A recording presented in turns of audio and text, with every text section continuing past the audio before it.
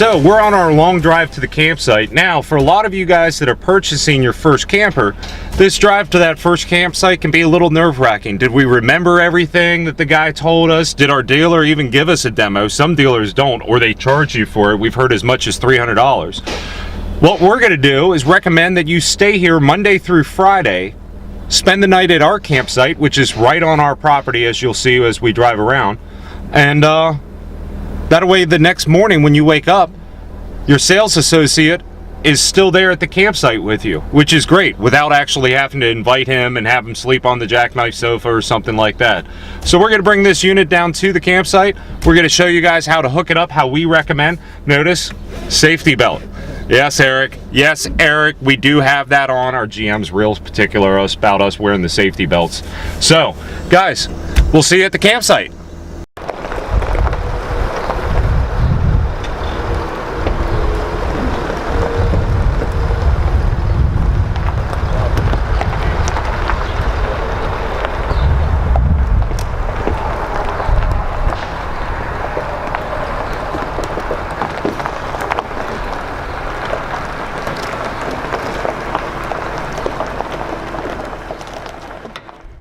Now, once we get to the campsite, we're going to use everything that is included in Keystone's best kit that we build here at our dealership. And when John in parts says these things weigh a lot, let him know. I'm sitting here holding this with one hand, no issue. He's a wimp.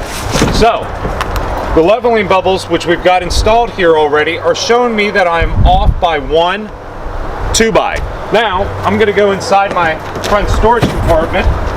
I'm pulling out my Camco leveling blocks. These come in a nice carrying bag. They unzip and they go together like Legos. There's a whole bunch of these, but these go together like Legos, and we're going to build them up. So if we needed them too high, we can stack them too high. Mark, let's go back and we'll show how we set up these to level the trailer out nice and easy. So now that we've got to the campsite, we've determined that this lovely Coachman Catalina Legacy Edition is off by 1 height of a 2x. So these Camco leveling blocks are the height of a 2x. Now these make leveling nice and easy, especially with those of you that have SUVs and don't have a 6 or an 8 foot bed to put some 2x8s in. Now, I personally take a 2x8, I'll cut it 6 inches longer than the axle and another one 3 inches longer than the axle at 45-degree angles. That way it makes it easy to get it on and off. Eric, our general manager, who can't back up with the darn, uses 2x16 inch boards. He needs it. So we're going to stack these directly beside the trailer axle. I'm going to jump in the truck. Alex, once I jump in the truck, what we're going to have you do is slide these over the fresh trailer marks, the tire marks, and then I'm going to go ahead and back up. You give me a thumbs up once I've hit them.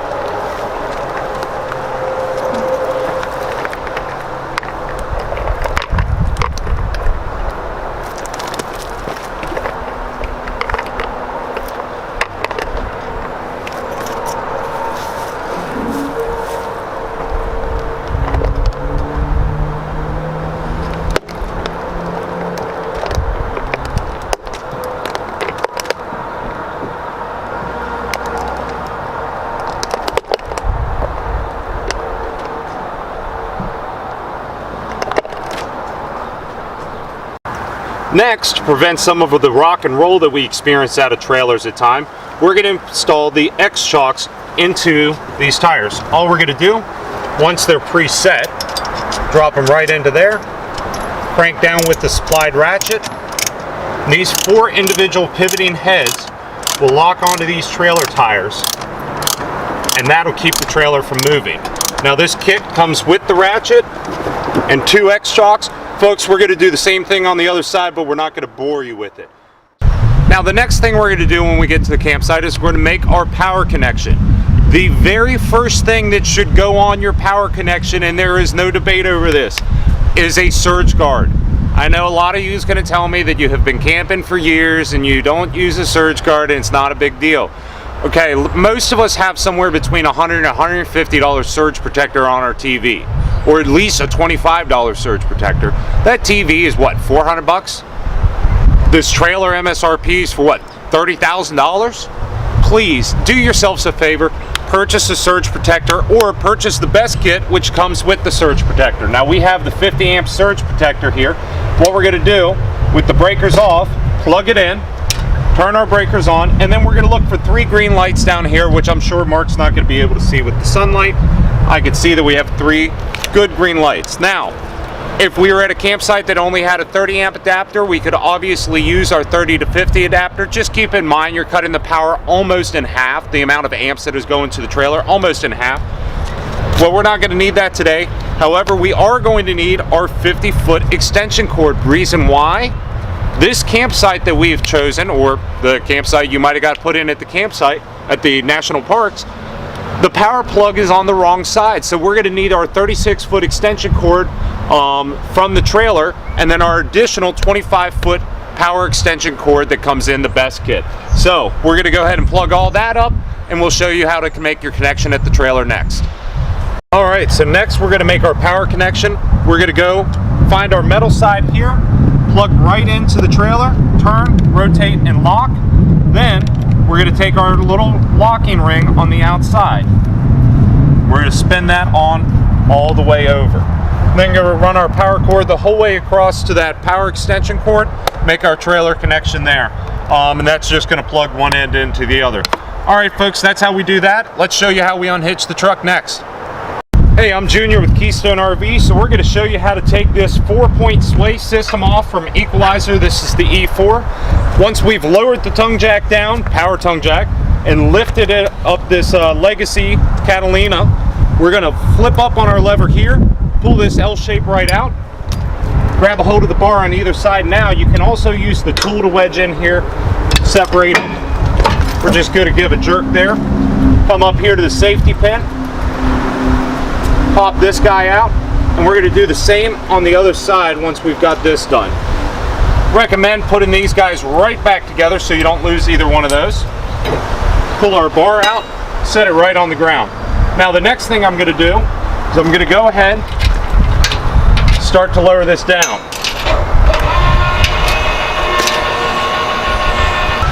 While we're lowering this down, we're just going to put a small amount of tension, lifting up and pulling back at the same time on this catch.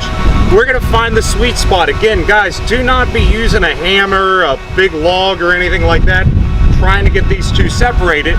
It's just going to make it worse. Don't need force, you just need a little bit of patience.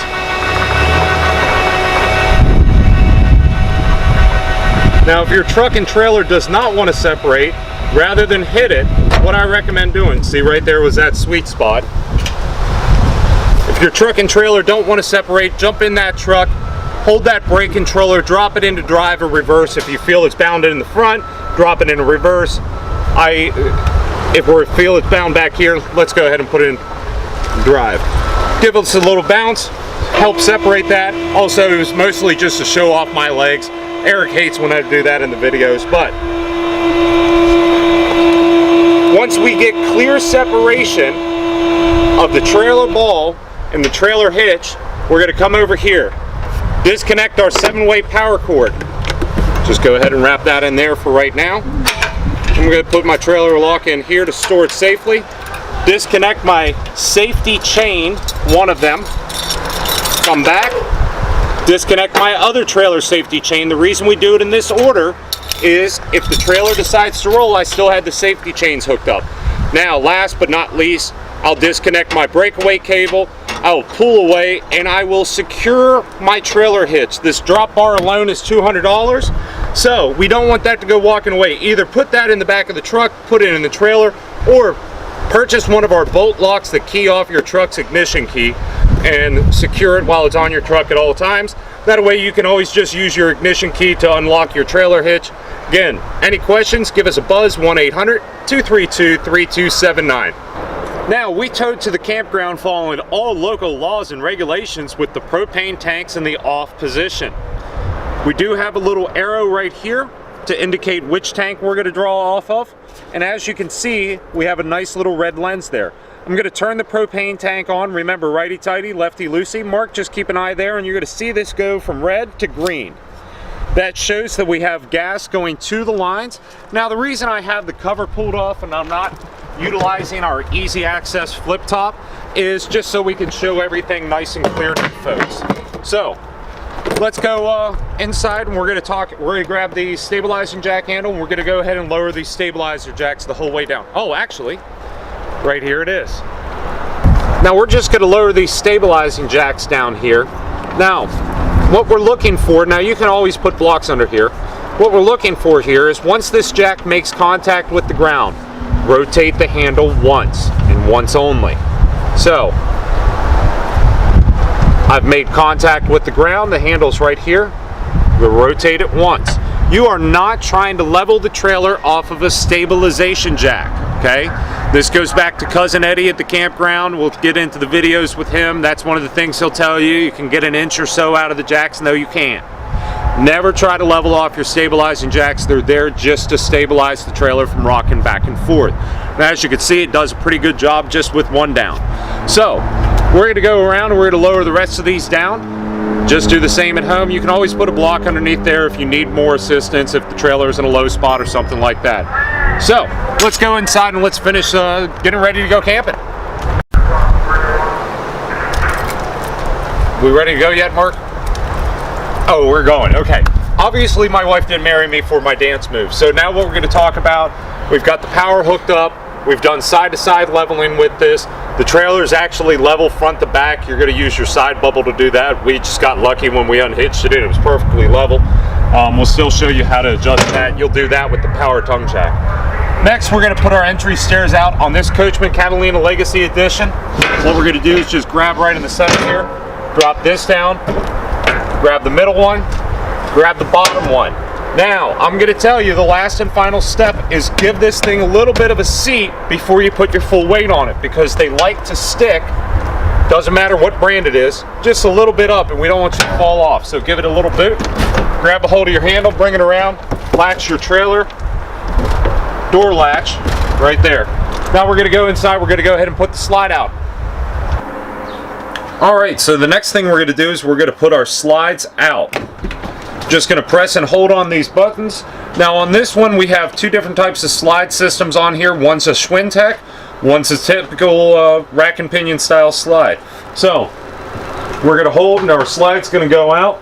Once it gets the whole way out, you're going to hear a couple clicking noises. We refer that to as the dummy noise. Dummy let off the switch. That's what my boss keeps telling me. Said it's just for me. About 2-3 clicks, we know it's the whole way out. Now we have one in the bunk area. What I'm going to do is I'm going to walk back there, visually check to make sure that we don't... Mark, am I on camera now? Alright. We're going to visually check to make sure there's nothing obstructing these slides as they go in and out. Everything looks nice, neat, and organized in there, so we'll go ahead and put the slides out. Now, for the third slide is going to be a Schwintek slide, and Mark can show that one going out. And then if he shows right over here, you're going to be able to see how we can tell the difference between a Schwintek slide and a standard slide. Mark, just take a peek right inside of there and you will see those Schwintek gears. So when they're mounted on the side of the slide, that is a Schwintek system. Now, they operate the same way, but just a little bit different. There was our noise for our back slide, so let's go ahead and put out our Schwintek slide, located right here. Mark, let's get you a little light. Right down here is the slide out button. Now, you're going to hear a little bit different of a noise. Okay? And as this slide's moving out, Mark had to turn on another light. He had to stand on a step stool to reach, though. He's only about that tall.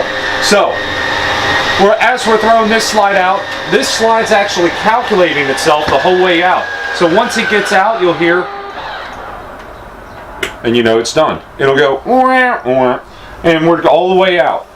I'm going to turn on my AC system now by flipping my thermostat all the way over to cool. We'll have a separate video on how different thermostats work.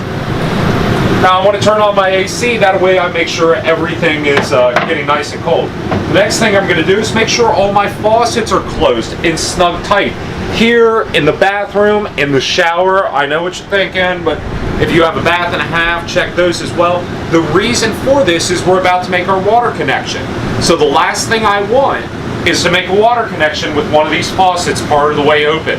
That's going to be a bad day. I'm going to be running water all the way through here with no stopping it. So, Now that I've checked that, let's go make our water connections, guys. So the very first thing at Keystone RV we're going to tell you to hook up to your water connection is this brass pressure regulator. If you haven't seen why we use a brass one, check out our video that we talk about the starter kits that most people try to give you at an RV dealership, that just tell them to give you the 60 bucks instead. It's better off. We're going to screw this onto the campground connection first, making sure we got a good solid seat. And again, it is a brass pressure regulator. That way it'll hold up nice. The next thing we're going to do is we're going to pop out our water filter, and it does come with a flex hose as well. I'm actually not going to use the flex hose down here. I'm going to use it later on. So it's got arrows showing you which direction it wants the water to flow, but if you're able to make the connection, we can go ahead and assume that it is the correct format. So we'll go right onto there. Then we'll take our 50-foot hose. Now, as you can tell, we're on the wrong side to be able to hook up our water. So, remember that last kit only had a 15-foot hose? This is why we want a big 50-foot hose on these.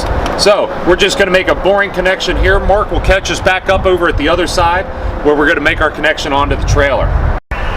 All right, next thing I'm gonna tell you to do is take that flex head, screw it into the side of the trailer here, make your city water connection there.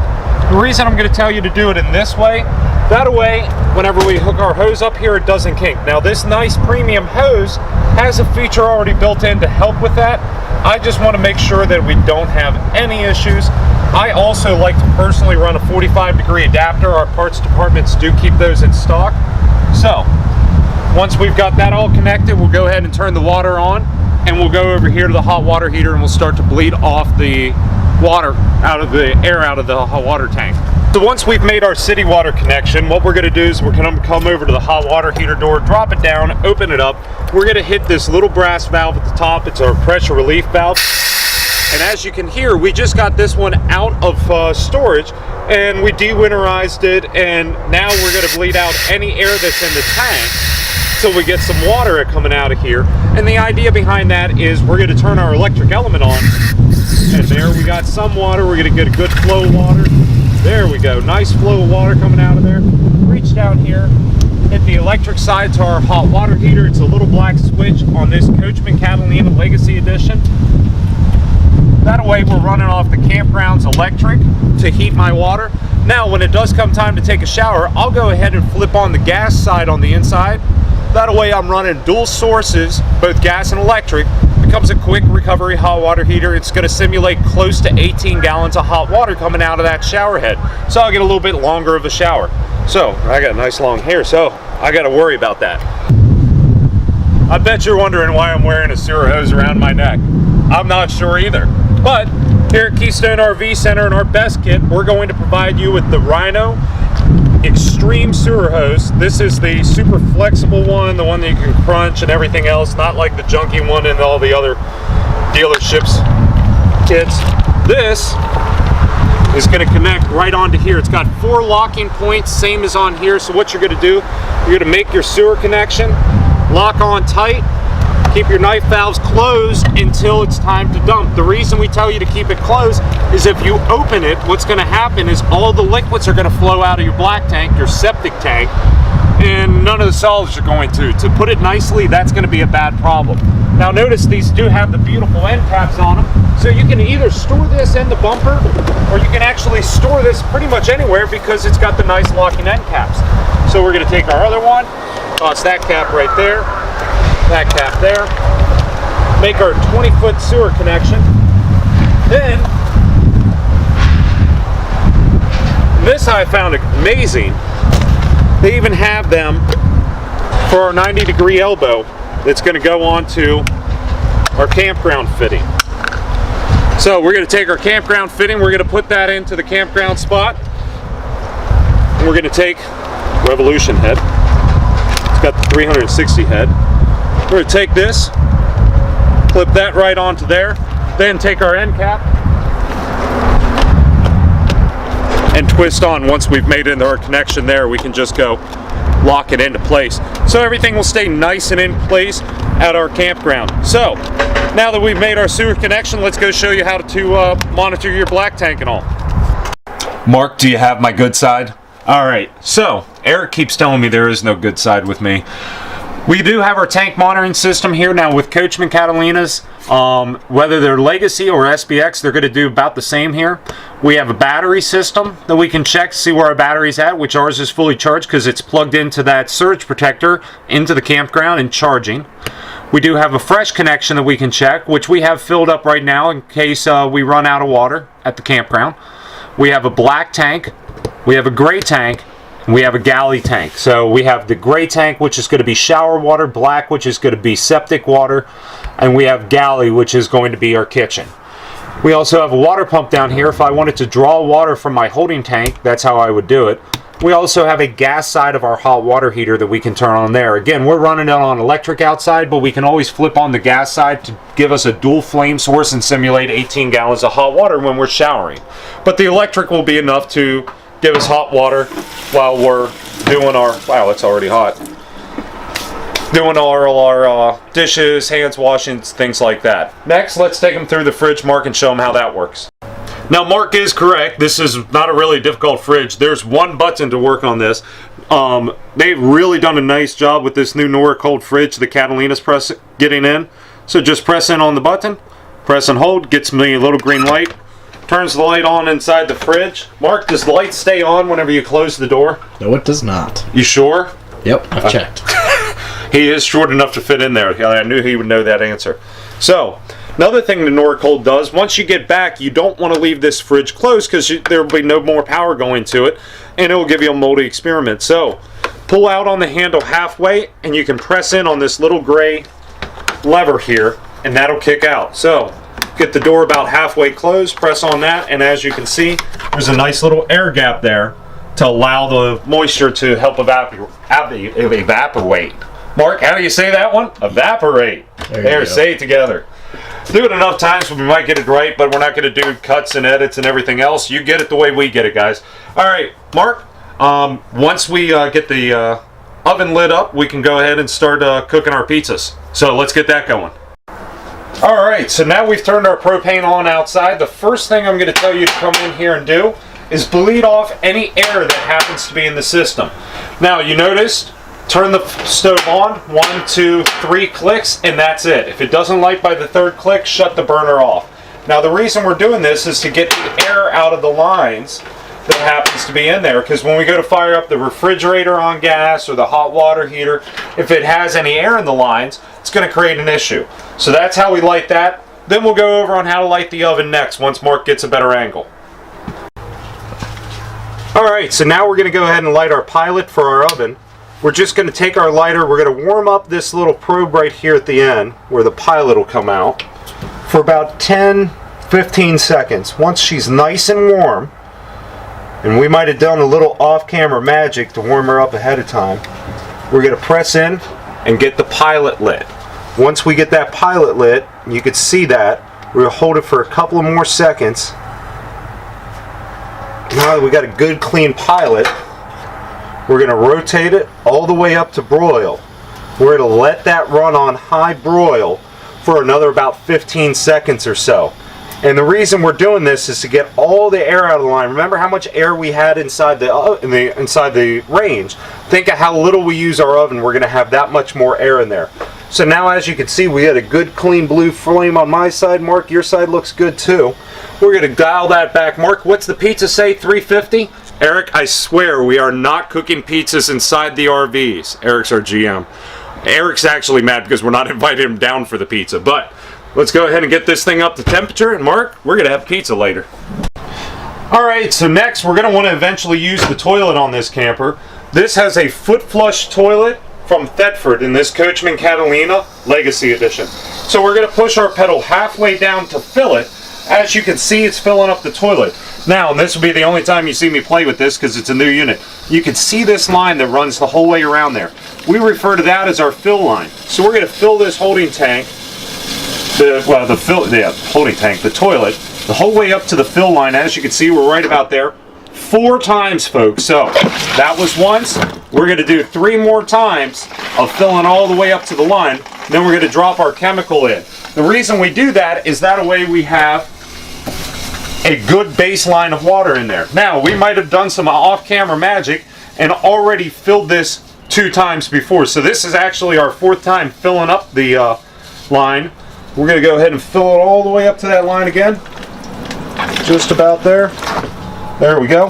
Drop our toilet chemical packet in. Get a little bit more water. Alright, there we go. That's 4 times for me. Flush that down. Now our chemicals are working down there. Remember folks, only RV grade toilet paper down that toilet. We don't want to use anything else. Now I'll always leave a little bit of water inside the toilet. That way when we're going just sitting around, we don't have any smells lurching up, because that's going to actually trap the smells in it. Alright, so we're going to show you how the shower works here. Flip your lever on, and this actually has a shut-off valve on it, so you can pause the water. So if you're dry camping, or if you're close on how much gray water you have and you don't want to overflow that tank, you can actually shut it off right there. Or if you're just trying to be earth conscious and not pollute the environment. So that's how that works. As far as your sinks, whether it's in the bathroom, the kitchen, whatever, it's going to work just like home. Hot means hot, cold means cold, stuff goes down the drain. I will tell you this piece of advice. All your sink stoppers, place them into a cabinet and leave them there. Do not leave them there, because I might have been an idiot and drove down the road with a water pump on with a full tank of water. It was like 9:30 at night, and I had all kinds of people blowing their horn at me. I thought I was cool because I was driving an RV. I was wrong. It was because water was running out the backside of my unit. So, there's another tip of the day. Go ahead, pull those drain stops out before you travel, folks. You don't want to make a mistake like I did. See you soon. We're going to go ahead and go through a couple of more of the setups here on this RV. Alright, so one of the things we commonly run across is none of the lights are working inside of here. We can't figure out why. It's not that common, but obviously we're going to check the first simple things, like are the lights turned on, stuff like that. Then we're going to come to a converter. All these units are going to have this. Now this Coachman Legacy is nice enough to have one that has a little red LED that shows me when I have a blown fuse. So I've got a perfectly good fuse here. What I'm going to do is just pop that right in there. And you can see once I put it in, the fuse warning light goes out. Our lights come back on. Now we can see that we also have our 110 breakers here, all our 12 volt breakers, all clearly labeled on what they operate. And if I was smart, I would have been able to look through that transparent screen, translucent screen, and been able to see a slight little red dot there. Alright, so Keystone RV Center, we carry this Coachman Legacy floor plan here. This is the Catalina Legacy Edition with the bunkhouse. This one is optioned with a fireplace, so we have a power switch here. We're going to have the same one right here. All these are going to be right on here, but we're going to show you right off of this. So you've got your on-off. You also have a flame setting, where if I hit that, we can dim down how bright that fireplace is, and all the way back up to 5. We also have a temperature setting. Now, we don't want to use this to heat the coach if the day is chillier than 50 degrees. So if it's in the 40 degree range, we want to actually use the furnace. We also have a timer here. We can set how long we want this thing to run for. So all that can be operated off of here, and you can also turn this on to low or high and just force heat constantly. So all that works. Go ahead and shut that off. Folks, any more questions about any of the products we have and how to operate them, please give us a buzz at Keystone RV Center or stop down and see us. Phone number 1-800-232-3279. We're located directly off I-81, Exit 1 in Greencastle, Pennsylvania. Have a great day.